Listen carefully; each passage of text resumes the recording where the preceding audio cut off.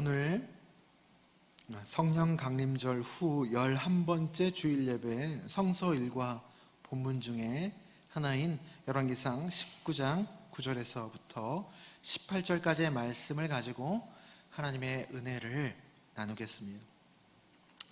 오늘 본문의 주요 인물이 누구죠? 엘리야지 않습니까? 엘리야는 죽음을 경험하지 않고 승천한 성경에 몇 안 되는 인물 중에 하나죠. 대단한 인물입니다. 예수님의 변화산 사건에서도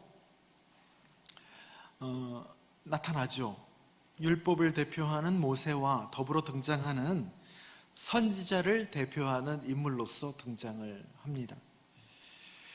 그리고 실제로 엘리야가 보여줬던 그간의 업적은 참 대단한 거죠. 특히 우리가 다 아는 그 열왕기상 18장 우리가 읽은 그 전장에서 어떤 사건이 일어납니까? 그 갈멜산 대결에서 일대 몇 명? 850명의 싸움에서 항상 그럴 때만 있으면 얼마나 좋을까요? 이렇게 사이다 같은 승리를 보여준 사람입니다. 그때 그가 딱 한 명인데도 850명의 그 바알과 아세라 선지자 막 조바심을 내면서 부르짖고 했던 그 앞에서 기에 눌렸을 거 아닙니까? 그 사람들의 소리, 그 사람들의 열정, 그 사람들의 소위 말하면 얼마나 눌렸을까요? 그런데 그 앞에서 혼자서 보여준 그 당당함, 또 굉장히 여유로워요. 딱 세 단어의 기도를 합니다. 여호와가 하나님이신 것과 내가 그 하나님의 종인 것과 이 모든 일들이 지금 하나님의 말씀으로 이루어지는 것을 오늘날 여기 모인 모든 사람으로 알게 하옵소서. 나지막히 기도할 뿐입니다. 여유로움이죠. 차분함, 단호함을 만군의 여호와를 믿는 사람으로서의 본을 그렇게 멋지게 나타냅니다. 그래서 엄청난 승리를 이루시죠. 1대 850의 싸움에서 멋지게 승리를 이룹니다. 그래서 우리가 참 좋아하는 이야기입니다. 그런 대단한 인물인 그가 그 갈멜산 대결로 잔뜩 독이 오른 그 아합 왕 그 부인이 있지 않습니까? 부인이 더 그렇죠. 이세벨이 이를 갑니다. 그리고 엘리야에게 그런 얘기를 하죠. 엘리야, 너는 내가 반드시 죽인다. 그리고 좌표를 딱 찍고 이제 추적하기 시작하는 거예요. 그런데 그 소식을 듣고 엘리야는 850명 앞에서 그렇게 당당했는데 말이죠. 그 여자가 뭐라고? 물론 왕비긴 하지만 그 당당함은 온데간데 없이 마치 바람 빠진 풍선 마냥 자기의 생명을 구하기 위해서, 그것도 구차하죠. 거룩한 이유도 아니에요. 자기의 생명을 구하기 위해서 창세기에서 야곱이 에서를 피해서 도망쳤던 그 혹독한 브엘세바 광야로 도망을 칩니다. 거기에서 이전에 한번 그 본문으로 설교를 했죠.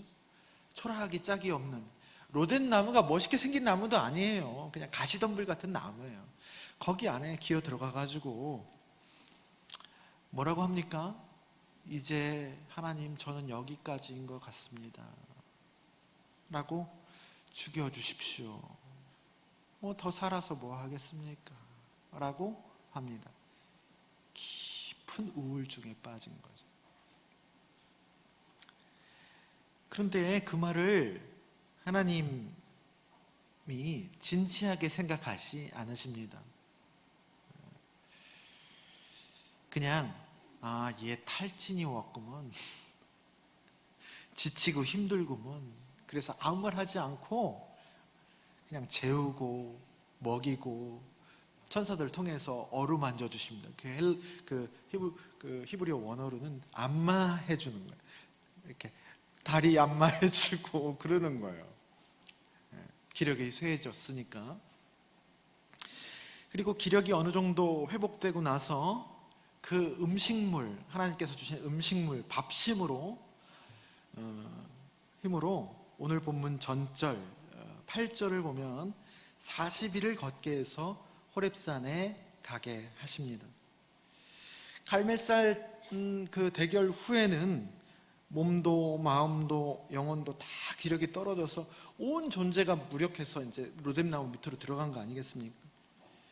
그런데 그곳에서 몸과 마음은 어느 정도 기력이 회복 이제 되었는데, 진짜 우리의 힘의 근원이죠. 우리가 때로는 기력이 회복될 때 몸과 마음을 어느 정도 채워주면 기력이 회복됩니다. 그런데 그래도 기력이 회복되지 않은 탈진들이 있어요. 진짜 힘의 근원이 빠졌을 때는 탈진이 되죠. 이게 어디죠? 영혼입니다. 영혼의 공간이 아직 회복이 안 된 것처럼 보입니다. 오늘 본문에서. 그래서 호렙산에 도착해서 굴에 기어 들어가요. 또 굴에 들어가서 머무릅니다. 9절에 오늘 본문 시작이죠. 하나님이 나타나셔서 그 엘리야에게 엘리야야 네가 어찌하여 여기 있느냐. 그때부터 로뎀나무 밑에서는 그냥 표면을 치료한 거고요. 이 호렙산 굴 속에서, 굴 앞에서는 저 밑에 있었던 탈진의 진짜 원인이라 할 수 있는 것이 이제 비로소 올라옵니다. 하나님에 대한 원망과 탄식이, 로뎀나무 밑에서는 나를 그냥 죽여달라고 했거든요. 그런데 요 호렙산 굴 앞에서는 하나님에 대한 원망과 탄식, 자기를 향한 화살이 하나님께 대한 화살로 돌아갑니다.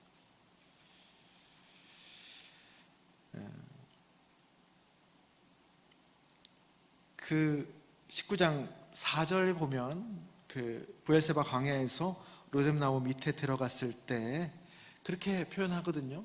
전 아무래도 여기까지라고, 죽여달라고, 나는 내 조상들보다 낫지 못하다고, 능력 부족이라고 표현했지만 그 표현의 이면 진짜 하고 싶은 말이 나오게 됩니다.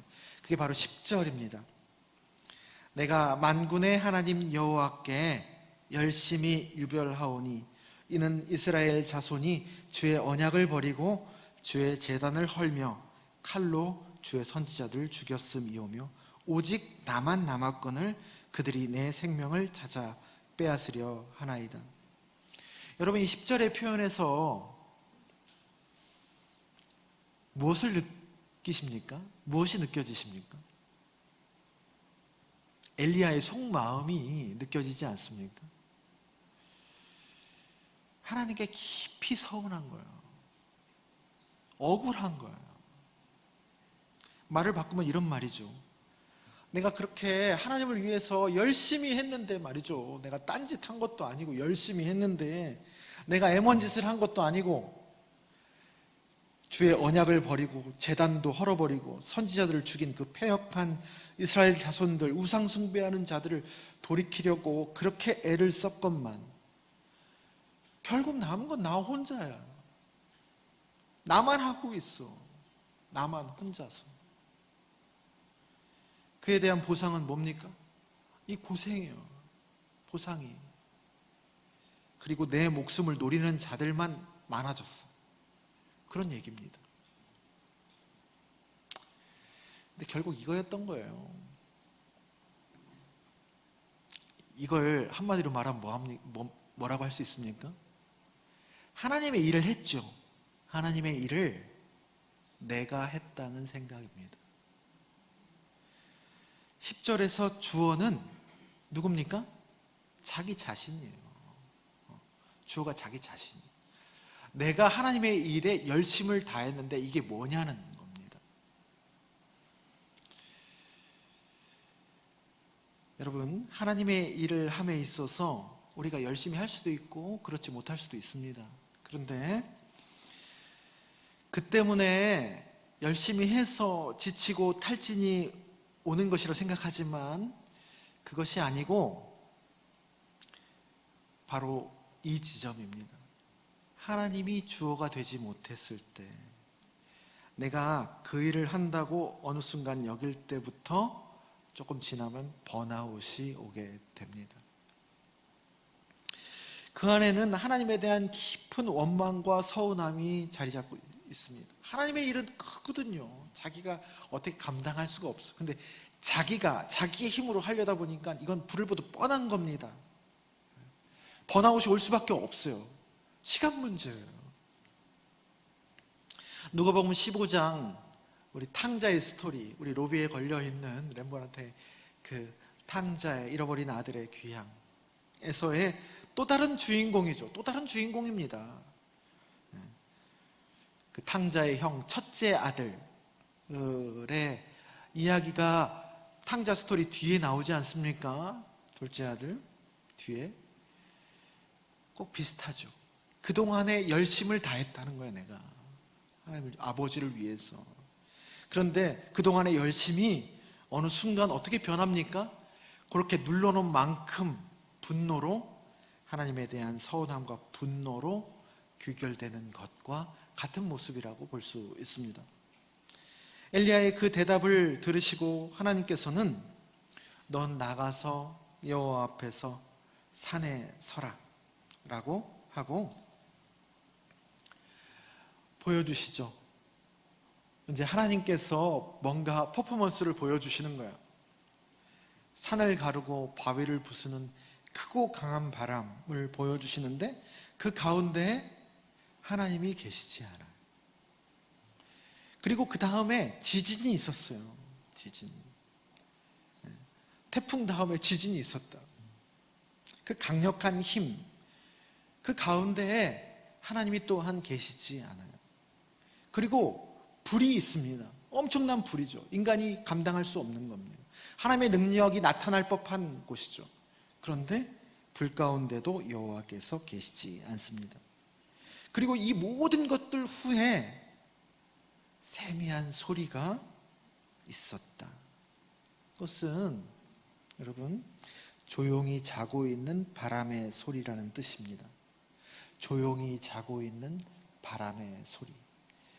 바람이 있지만 잘 들어보면 바람이야. 이런 정도의 소리예요. 그리고 난 다음에 그 소리가 들린 후에 13절에 그것을 듣고 겉옷으로 엘리야의 얼굴을 가렸다. 이것은 뭐를 얘기하냐면 여호와의 임재를 상징하는 표현입니다. 모세가 얼굴을 대면하면 죽는다라고 하는 그 일화가 있잖아요. 그 말씀을 기억하니까 여호와의 임재가 느껴지는 순간 가린 거예요. 죽기 싫었어. 여호와가 임했다는 겁니다. 세미한 소리 가운데 여호와께서 나타나셨다. 그 굴 어귀 위에 서 있는 엘리야에게 다시 하나님께서 물으십니다. 엘리야야, 네가 어찌하여 여기 있느냐 하십니다. 두 번 물으시는 거예요. 창세기 3장에서 그동안 아무렇지도 않게 누려왔던 그 여호와의 임재를 에덴 동산에서, 근데 선악과 따먹은 후에 갑자기 하나님이 부담스럽고 두려워서 나무 뒤로 숨죠. 그 아담에게 하나님께서 부르셨던 소리가 어떤 소리죠? 아담아, 네가 어디 있느냐? 엘리야야, 네가 어찌하여 여기 있느냐? 하나님의 임재가 불편한 거예요. 그걸 하나님이 아시는 것이죠. 우리의 영혼이 병들어 있음을 나타내 줍니다. 엘리야의 영혼이 지금 건강하지 못한 상태예요. 자꾸 기어들어가. 로뎀나무 속으로 기어들어가. 굴 속으로 기어들어가. 하나님 불편한 거예요. 하나님 임재가. 우리의 영혼이 건강한 상태, 즉 하나님과의 관계가 원활할 때에는 내가 실수하고 실패하고 어려운 일들 앞에서도 죄책감이 들어도 그럴 때에는, 건강할 때에는 여호와의 임재 앞으로 더 들어갑니다. 담대의 은혜의 보좌 앞으로 나아갑니다. 그게 뻔뻔한 게 아니고 그게 겸손한 거예요. 우리 힘으로는 안 되거든요. 다윗이 그런 걸 잘했어요. 그래서 다윗은 연약했지만 하나님 마음에 합한 자라 인정을 받은 겁니다. 근데 반대로 우리 영혼이 온전하지 못할 때에는, 즉 하나님과의 관계가 어느 순간 막혀 있을 때에는 그분의 현존으로부터 더 멀리 있으려고 합니다. 잘 돼도 내가 교만해서 멀리 있으려고 하고, 실패해도 나 같은 것 하나님이 받아주실까 하고 숨으려고 합니다. 그게 하나님과의 관계가 원활하지 않았을 때, 영혼이 병들어 있을 때 우리는 그러한 현상들을 보게 됩니다. 거기에서 일시적인 안정감을 찾으려고 하는 것이죠. 결국은 그렇게 행동하는 것에서는, 숨고 들어가는 데에서는 더한 고통이 되는데도 더 숨어 들어가게 됩니다. 14절에서 10절과 엘리야는 토시 하나 다르지 않게 하나님의 그 질문에 대해서 대답을 합니다. 열심히 했는데 하나님이 이게 뭡니까? 나만 합니다. 그런데 나만 힘듭니다. 이게 어떻게 된 일입니까?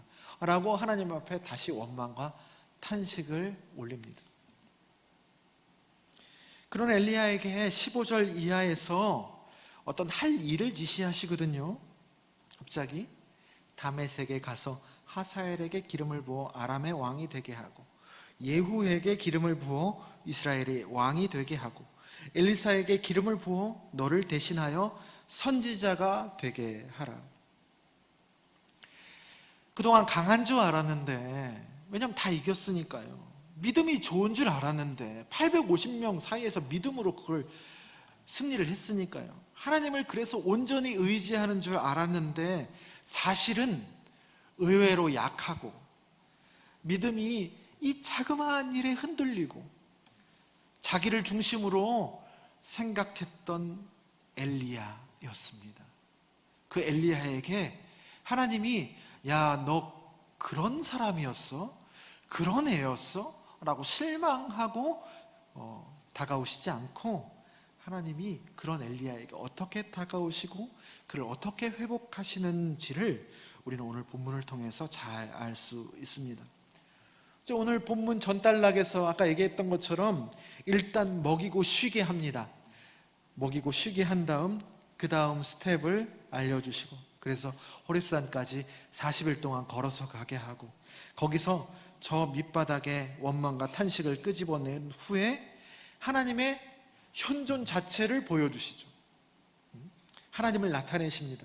그리고 난 다음에 해야 할 일을 알려주시는 그런 단계로 엘리야 앞에서 그 뚝 떨어진, 아주 약하고 찌질하기 그지없는 모습을 보여준 엘리야에게 엘리야를 대하시는 겁니다. 그런데 그 모든 단계의 일이 사실은 엘리야에게 하나를 알려주시는 것이다 라고 저는 읽혀집니다. 로뎀나무 밑에서 무기력의 끝을 찍었을 때 먹이고 쉬고 천사들을 통해서 어루만져 주는 것을 통해서 그 상황 속에서도 누가 기력을 회복시켜 준 겁니까? 네? 하나님이 우리가 깊은 탈진과 깊은 우울에 빠지는 그런 상태를 이해하시고 함께, 엘리야는 진지하게 생각했거든요. 하늘이 무너지는 것처럼 여겼습니다. 죽여달라고, 능력 부족이라고, 여기가 끝이라고. 자기의 세상에서는 이제 끝인 거지. 근데 그거 진지하게 생각하시지 않으시고 그냥 먹이고 입히고 가볍게 생각하시면서 이렇게 북돋아 줍니다. 하나님이 이해해 주시고 함께 해 주시는 겁니다.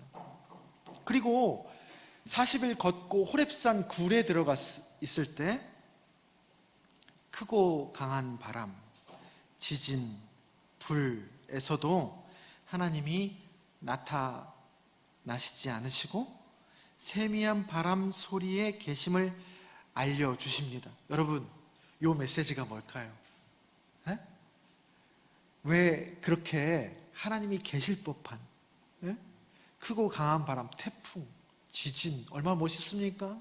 사람이 감당할 수 없는 거죠. 불, 이런데 자신을 나타내지 않으시고 잘 들어야 들을 수 있는 세미한 바람 소리에 계심을 알려주신 이유는 뭘까? 여러분, 굵직굵직한 일들 속에 하나님이 안 계시나요? 계시죠. 갈멜산 대결에서 엘리야에게 하나님께서 멋지게 보여주시잖아요. 태풍처럼, 지진처럼 땅을 요동치면서 불이 임하잖아요. 거기에 하나님의 임재가 있습니다. 그래서 그럴 때는요, 탈진이 안 와요. 그렇게 하나님의 임재가 다가와서 탈진이 오지 않습니다. 그런데 반대의 상황, 몰렸을 때, 내가 초라할 때, 힘이 이렇게 없을 때, 실패했을 때, 두려움이 꽉 차게 밀려왔을 때, 산처럼 다가왔을 때, 그럴 때는 하나님이 꼭 안 계신 것 같고 하나님이 나를 꼭 버린 것 같으시죠. 그 작고 초라하고 세미한 곳, 그곳에 하나님이 계십니까? 맞다. 그곳에서도 여전히 하나님이 떠나지 않고 계심을 알려주신 건 아니겠습니까? 로뎀나무에서 또 굴 안에 피해봤자 누구 손바닥 안에? 하나님 손바닥이에요. 아니에요. 언제나 어디서나 하나님이 함께 하신다는 사실을 세미한 소리 속에서도 극적으로 하나님의 현존을 경험함으로 알려주시는, 하나님이 어떻게 보면 자상하심입니다. 하나님의 자상함이 이 본문 속에, 이 메시지 속에 들어있다고 저는 생각을 합니다. 우리는 여러분, 힘을 가지고 성공을 하고 뭔가 크게 하고 해야 그만큼 하나님께 영광을 돌린다고 생각을 해요. 나는 돈이 없어서 하나님 영광도 못 돌려. 나는 큰 일을 못해. 나는 능력이 없어 못 배웠어. 나는 병들었어. 나 다 실패했어요. 그래가지고 하나님께 영광을 어떻게 돌려? 하나님 일도 못해. 하나님 일 하기 위해서 나한테 돈 좀 주셔요. 높은 자리에 올라가게 해주셔요. 우리는 보통 기도를 관성적으로 그렇게 합니다. 누가 그렇게 말했죠, 여러분? 하나님이 그랬습니까? 아니에요. 성경은 그렇게 말하지 않아요. 우리가 성경을 보되 그렇게 보고 싶은 것만 보고 듣고 싶은 것만 들은 거예요. 이스라엘 백성들이 그 함정에 빠질 때 있거든요. 하나님을 성전 안에서 모시고 밖에서는 바알신을 섬겨요. 그러면서 하나님을 섬긴다고 생각해요. 하나님은 크고 화려한 솔로몬의 성전에서도 제사를 받으십니다. 그런데 거기에 갇혀있지 않으시는 분이에요. 이스라엘의 착각이에요. 성전 지어놓고 와 여기는 하나님 계실만해. 그러니까 여기에만 계시겠지. 그게 잘못된 생각이에요. 크고 화려한 솔로몬의 성전에만 계시는 게 아니에요. 스데반이 그 설교하다가 돌에 맞아 죽은 거예요. 반대로 광야에, 아무것도 없는 광야에 덩그러니, 지금으로 말하면 저기 어디 산골짜기예요. 그냥 비닐하우스 져가지고 교회 하나 있는 그런 데는 하나님이 계셔요, 안 계셔요? 저기 6천억짜리 예배당에만 계신 거 아니고? 광야에 덩그러니 짐승 가죽, 하나님이 성막을 40년 동안 성막을 지어라. 내가 있는 장소로, 나 예배하는 장소로 성막을 지을 때요, 뭘로 지으라고 했습니까? 그냥 가죽이 짐승 가죽으로 덮어놓으라고 했어. 덮어놓으라고. 그 짐승 가죽으로 덮여있는 초라한 성막입니다. 그 초라한 성막 안에도 기꺼이 자기를 제한해서 머무실 줄 아는 분이다라는 겁니다. 그래서 여러분, 성공 속에도 실패 속에도 밝음 속에도 어두움 속에도 큰 것 속에도, 작고 보잘것없는 곳에도, 보이는 곳에도, 보이지 않는 곳 속에서도, 생명 속에서도, 생명만 있습니까? 죽음 속에서도 하나님은 늘 변하지 않고 거기 계시는 거예요. 왜 그리스도교의 상징이 십자가입니까, 여러분? 왜 십자가인 거예요? 그냥 십자가가 상징인 거예요. 십자가 엄청난 의미인 거예요. 저것만은 하나님이 안 계시겠지. 그 당시 사람들 다 그렇게 생각했어요. 다 있어도 저것만은 아니겠지. 왜냐? 그 당시에 십자가는 실패와 저주와 죽음의 상징 중에 상징이었어요. 저게 매달린 사람 다 저주받은 사람이에요. 그런데 그 십자가 한복판에서도 하나님은 오히려 더 맑게 존재하셔. 더 힘차게 우리와 함께 하신다는 메시지가 십자가인 겁니다. 십자가를 보면 하나님이 보여요. 십자가를 보면 임마누엘 하나님, 저기에서도 떠나지 않고 우리와 함께 우리를 감싸고 계시는 분이시다 라는 메시지가 십자가의 메시지입니다. 그리고 마지막 15절 이하의 엘리야가 해야 할 일 또한 자기 혼자 모든 일을 다 한다는 생각에 빠진 엘리야를 향한 임마누엘의 메시지입니다. 아합과 이세벨이 강한 것 같죠. 그런 거짓과 폭력과 교활함, 악랄함이 당장은 그때 당시 통할 것 같았죠. 그 하나님을 떠나서 우상 숭배로 기고만장한 것들을 이스라엘의 대적, 아람이 이스라엘의 대적입니다. 적대 국가예요. 그 아람의 왕을 세워서 그를 통해서라도 하나님이, 또 이스라엘 왕을 다시 세워서 그를 예후라는 사람을 통해서라도, 그래도 안 돼? 그러면 엘리야의 뒤를 이은 엘리사를 통해서라도 내가 반드시 바로잡고야 말 것이다 라는 얘기입니다. 17절이 그 표현 아닙니까? 하사엘, 아람의 왕이죠? 너 기름을 부어라, 그를 왕으로 세워라. 왜요? 우상 숭배를 멸절하는 거예요. 그 왕을 통해서, 이방 나라를 통해서 이스라엘의 우상 숭배를 척결하는 거예요. 그 칼을 혹시나 피한다고? 그러면 좋아, 예후가 그 뒤에 그를 칠 것이다. 그것도 피한다고? 그러면 내가 끝까지 엘리사를 들어써서 그를 죽일 것이다. 아합과 이세벨로 대변되는 우상 숭배를. 그리고 나 혼자 하나님 해왔습니다 라는 엘리야에게 말씀하신 하나님의 한방이죠. 너 혼자 아닌데, 너 혼자 아닌데, 야, 네가 볼 수 있는 게 고시야뿐이라서 그렇지 사실은 바알에게 무릎 꿇지 않은 7,000명이 같이 존재하고 있어. 혼자가 아니야.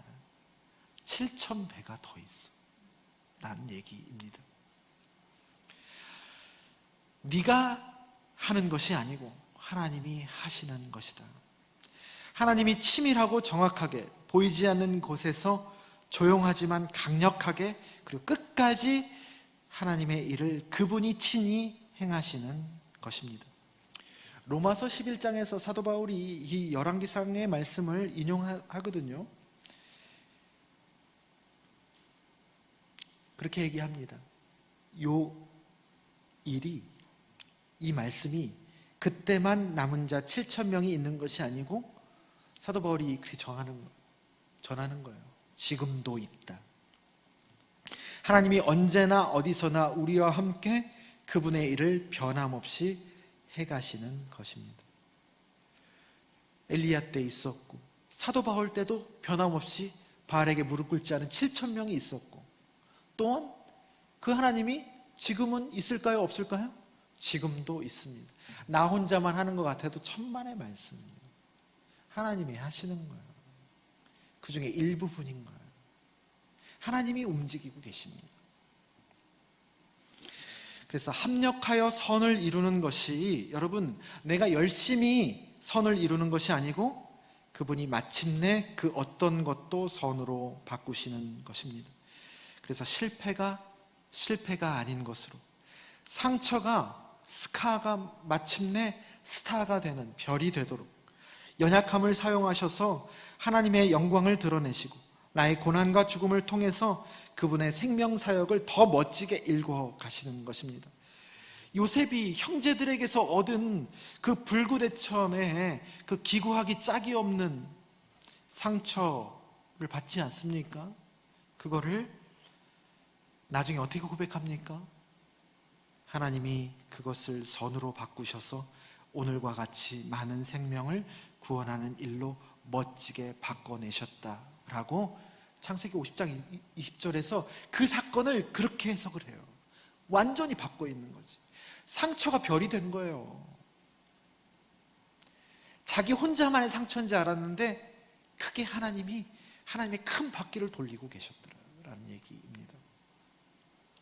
사랑하는 낮은동산 교회 성도 여러분, 우리의 신앙의 성숙은 우리가 모든 것을 다 한다라는 생각하는 무지예요. 근시안적인 겁니다. 어리석음이죠.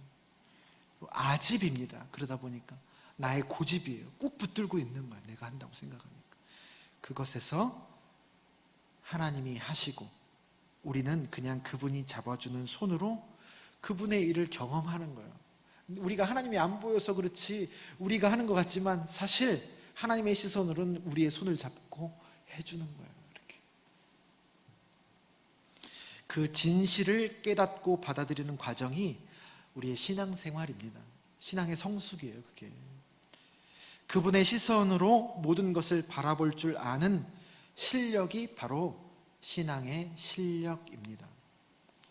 여러분, 우리 교회의 완성을 바라시죠?